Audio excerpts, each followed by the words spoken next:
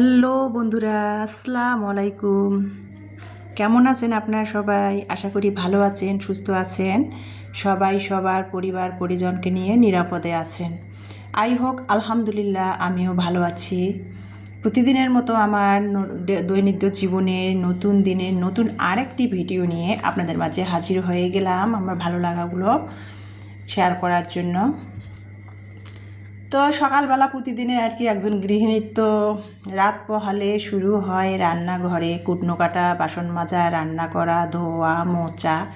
তো যাই হোক, সেটাই আর কি আমি যা পারি সেটাই আমার ভালো লাগাগুলো আপনাদের মাঝে শেয়ার করতেছি।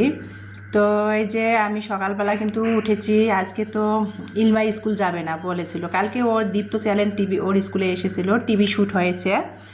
তো আজকে বলতেছিল যে আম্মু আজকে আমি স্কুলে যাব না, আজকে ঘুমাবো।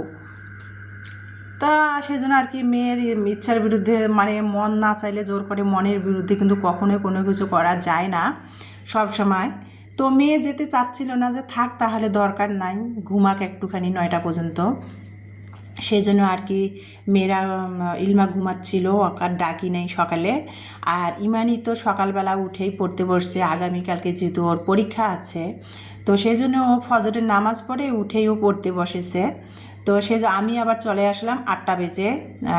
যেহেতু মেয়ে পড়তেছে আর ছোটো মেয়ে ঘুমাচ্ছে, তো অত সকালে নাস্তা বানালে তো আর খাবে না মেয়েরা। আর এমনিতেও না, আমার 2 মেয়ে সকালবেলা কখনোই নাস্তা খায় না। ওর বাবা যেহেতু চাকরি করে, আমার ফ্যামিলি যেহেতু চাকরিজীবী পরিবার, আমার হাজব্যান্ড যেহেতু চাকরি করে, কিন্তু চাকরির ক্ষেত্রেও আমার হাজব্যান্ড কিন্তু সব সময় সকালে 7:30 8টা 8:30 9টার মধ্যে নাস্তা খেয়ে অফিসে যেত।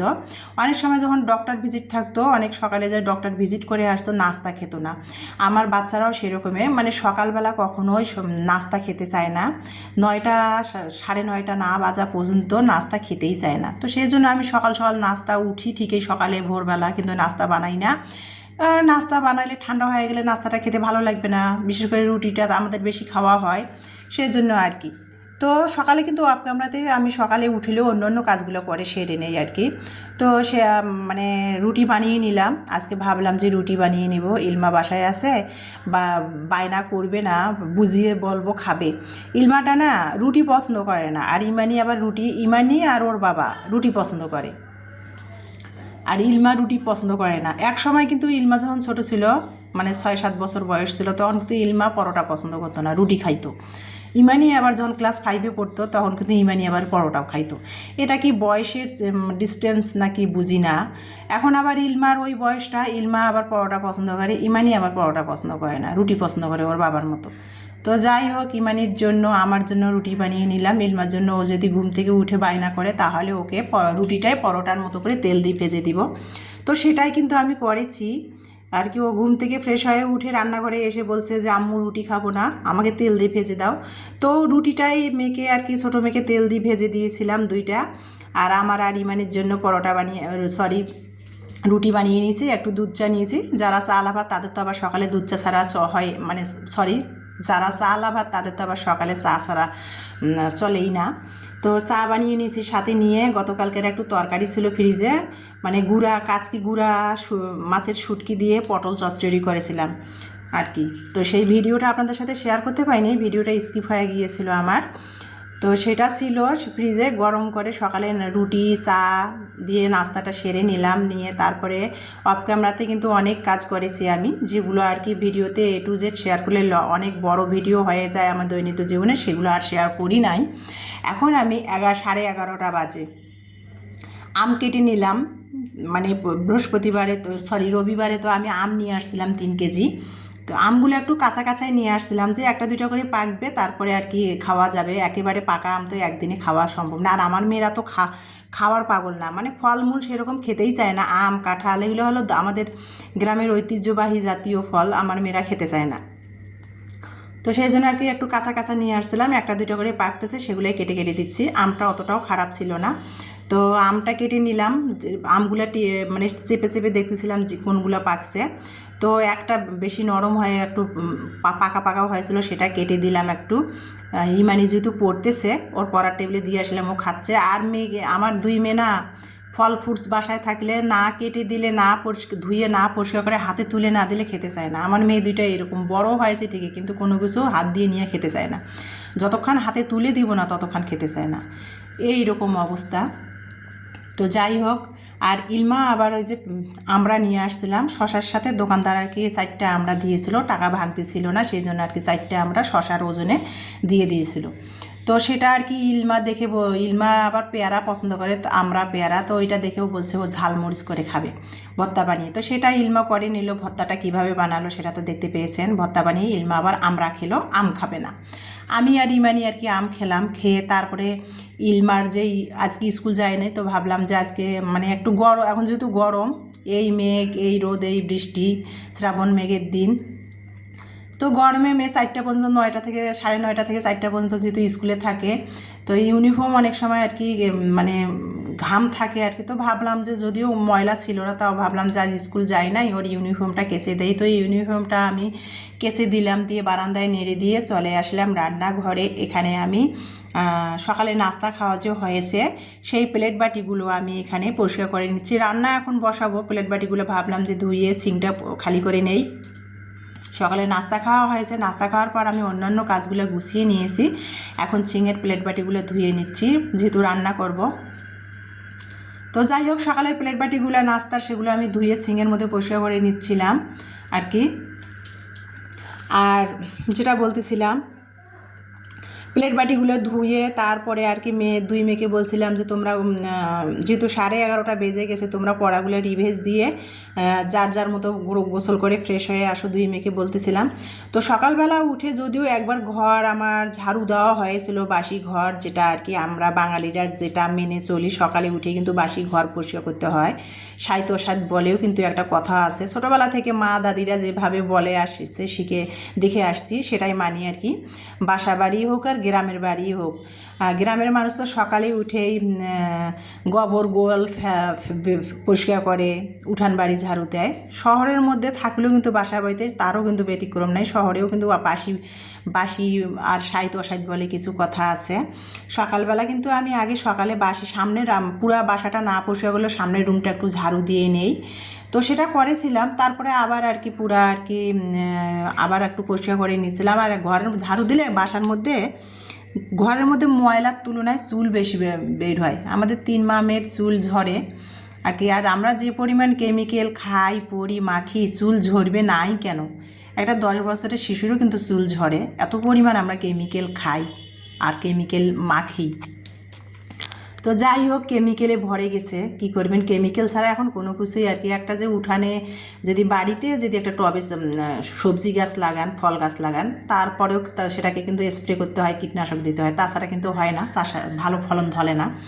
তো আমাদের কেমিক্যাল দিয়ে ভরে গেছে, খাই এত পরিমাণ কেমিক্যাল আর এত পরিমাণ কেমিক্যাল মাখি, কী আর করার। একটা 10 বছরের বাচ্চারাও কিন্তু চুল ঝরে, আর ঘর ঝাড়ু দিলেই খালি চুল আর চুল, এইরকম অবস্থা। যাই হোক, দিনে আমি 2বার 3বার করে ঘর ঝাড়ু দেই। তারপরে কিন্তু ঘরগুলা ঝেড়ে বসিয়ে করে এসে কিন্তু আমি এই যে রান্না বসাবো প্রতিদিনের মতো। আজকেও তার কোনো ব্যতিক্রম নাই। একটুখানি লেবু পানি খেয়ে নিলাম। আমার মেয়েকে বলতেছিলাম লেবুর শরবত বানিয়ে দেয়। আমার মেয়ে খাবে না, মানে পানিও খেতে চায় না, এমন অবস্থা আমার মেয়ে দুইটার, খাবে না। তো খাবে না, এই জন্য জোর করলাম না, আমি একটু লেবু পানি খেয়ে নিলাম। খেয়ে দিয়ে তারপরে এখন রান্না করব। ফ্রিজ থেকে চিচিঙ্গা বের করে নিলাম। তো চিচিঙ্গা দিয়ে কিন্তু চিংড়ি মাছ রান্না করলে ভালো লাগে, মাছ রান্না করলেও ভালো লাগে। তো মাছ রান্না করলে ওর বাবা পছন্দ করে, আমার 2 মেয়ে চিচিঙ্গা দিয়ে মাছ পছন্দ করে না।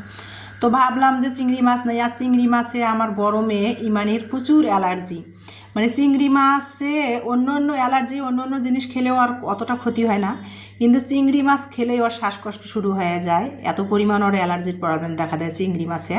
সেই জন্য চিংড়ি মাছটা তুলনামূলক খুব কমে কেনা হয়। মাঝে মধ্যে ইলমার বাবা যখন আসে, বাজারে গেলে যদি পছন্দ মতো চিংড়ি মাছ পায়, দরে দামে মেলে, তাহলে ইলমার জন্য নিয়ে আসি, ইলমাকে আমি ভুনা করে দিই, কিন্তু ইমানি খায় না, ওর চিংড়ি মাছে প্রচুর অ্যালার্জি, শ্বাসকষ্টের সমস্যা দেখা দেয়। আর এই যে চিচিঙ্গাটা নিয়ে আসছি, চিচিঙ্গাটা কিন্তু চিংড়ি মাছ দিয়ে রান্না করলেই কিন্তু ভালো লাগতো। তো আর কী করার, চিংড়ি মাছ বাসায় চলবে না বড়মের, সেই জন্য আর কি চিচিঙ্গাটা ভাজি করতেছি এখানে আমি। ভাবলাম যে চিচিঙ্গা ভাজি করি একটু ডিম ভেঙে দিয়া। তো চিচিঙ্গাটা ডিম ভেঙে দিয়ে কিভাবে ভাজি করতেছি, চিচিঙ্গাটা প্রথমে কিন্তু আমি তেল, পেঁয়াজ, কাঁচামরিচ দিয়ে ভেজে নিয়ে তারপরে কিন্তু আমি একটু জিরাও দিয়েছিলাম, আস্ত জিরা দিয়ে চিচিঙ্গাটা ভাজি করে নিলাম, লবণ হলুদ দিয়ে কাঁচামরিচ দিয়ে ভাজি করে নামাবার আগে কিন্তু একটা চিচিঙ্গা ভাজিটা প্রায় হয়ে আসছে, ভাজিটা নামানোর আগে একটা ডিম ভেঙে দিয়ে ভালো করে নেড়ে সেড়ে চিচিঙ্গা ভাজিটা নামিয়ে নিব, দেখতে পাচ্তেছেন। আর চিচিঙ্গা ভাজিতে কিন্তু আমি কিছুই দিইনি, একেবারে সিম্পল পেঁয়াজ, কাঁচামরিচ, হলুদ, লবণ আর একটু আস্ত জিরা তেলানিতে দিয়েছিলাম, দিয়ে ভাজিটা করে নিয়ে একটা ডিম ভেঙে দিয়ে লবণ ঝাল পারফেক্ট হয়েছে দেখে চিচিঙ্গা ভাজিটা নামিয়ে নিলাম। আর তেলাপিয়া মাছ পেঁয়াজ দিয়ে একটু মাখো মাখো করে ঝাল ঝাল করে ভুনা করেছি। তো ভাজি যেহেতু আজকে ভাজি দিতে শুধু আর ভাত খাওয়া যাবে না, এই যে তেলাপিয়া মাছ পেঁয়াজ দিয়ে মাখো মাখো করে আর কি ভাজি করে নিয়েছি। আর এখানে টমেটো দিলে ভালো লাগতো, টমেটো যেহেতু ফ্রোজেন করা মানে মাছ মাংসের তলায় পড়ে গেছে, বের করতে গেলে অনেক পোহাতে হবে, সেজন্য আর বের করলাম না, খালি পেঁয়াজ দিয়ে একটু তেলাপিয়া মাছ ভুনা করে নিলাম। তো যাই হোক, তারপরে এই যে দুপুরের খাওয়ার পরা অফ কামরাতে ফ্রেশ হয়ে এসেছি, দুই মেয়ে মানে বড় মেয়ে নামাজ পড়ে নিয়েছে, এখন দুপুরে খাবো, এখন বাজে দুপুর 2:30টা। তো এই যে ডিম ভেঙে দিয়ে চিচিঙ্গা ভাজি করে নিলাম, আর তেলাপিয়া মাছ ঝাল ঝাল ভুনা করেছি, সেটা দিয়ে আজকে দুপুরে খাবার খাবো। ডেলি লাইফের সিম্পলভাবে আমি প্রতিদিনে যেভাবে খাই, যেভাবে পড়ি, যেভাবে চলি, আমার ভালো লাগাটা সেটাই তো শেয়ার করবো আপনাদের মাঝে, তাই না? তো আজকে আমার দুপুরের খাবার চিচিঙ্গা ভাজি আর এই যে তেলাপিয়া মাছের ঝাল ঝাল ভুনা, সেটা দিয়ে বিসমিল্লা করে দুপুরের খাবারটা খাচ্ছি, আর আমার সেটাই আপু ভাইয়াদের সাথে শেয়ার করতেছি।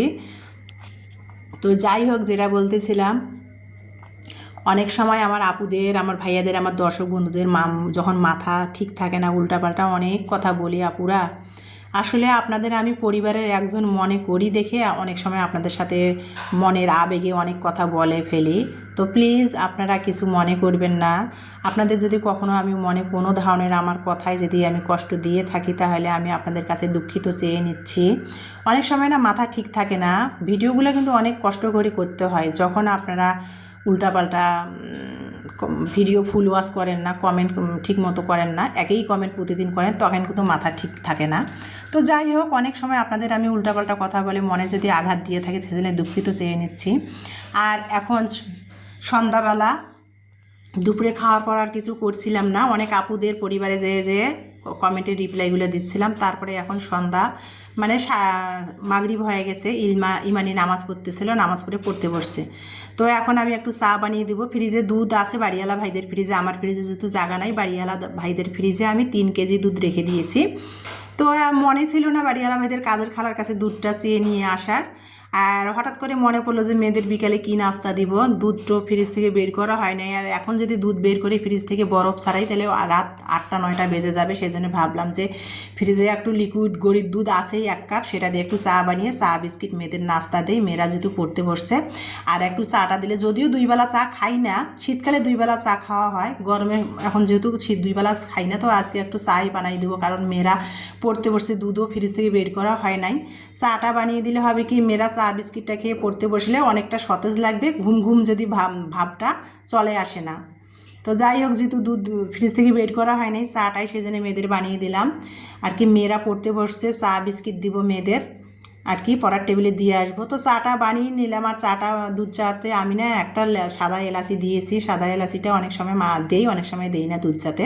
সাদা এলাচি দিলে কিন্তু অনেক ভালো লাগে চাটার ফ্লেভারটা। তো সেটা দিয়ে চাটা আমি বানিয়ে নিলাম, কিভাবে সেটা তো আপনি দেখতেই পেয়েছেন ভিডিওতে। তারপরে এই যে বিস্কিট ছিল আর কি, বাদাম বিস্কিট, সেটা ভাবলাম দিয়ে আর কি মেয়েদের চাটা ছেঁকে দিয়ে আসি। মেয়েরা যেহেতু পড়তে বসছে, পড়তে অনেক সময় ঘুম ঘুম ভাব চলে আসে, তো সেই জন্য চাটা দেই, আজকে যেহেতু দুধ নাই চাটা দেই, মেয়েরা খেতে খেতে আর কি পড়তে বসবে, পড়াগুলো কমপ্লিট করবে। তো যাই হোক, বিকালে আর কি চা খেতে খেতে আপনাদের মাঝ থেকে বিদায় নিব। আজকে বিকালের নাস্তা চা বিস্কিট। তো আমার ভিডিওটি দেখার জন্য আমার প্রিয় আপু ভাইয়া, আমার দর্শক বন্ধুদের অসংখ্য অসংখ্য ধন্যবাদ। আমার নেক্সট ভিডিও দেখার সবাইকে আমন্ত্রণ জানাচ্ছি। সবাই ভালো থাকবেন, সুস্থ থাকবেন, নিরাপদে থাকবেন, সবাই আমার জন্য দোয়া করবেন, আমিও আপনাদের জন্য দোয়া করি। একজন মানুষ একজন আরেকজনের জন্য দোয়া করবে, এটাই তো কাম্য, তাই না? তো যাই হোক, ভিডিও থেকে আজকে বিদায় নিব, অনেক বকবক করলাম। সবাই ভালো থাকবেন, সুস্থ থাকবেন। আমার ভিডিওতে দেখার জন্য সবাইকে অসংখ্য ধন্যবাদ।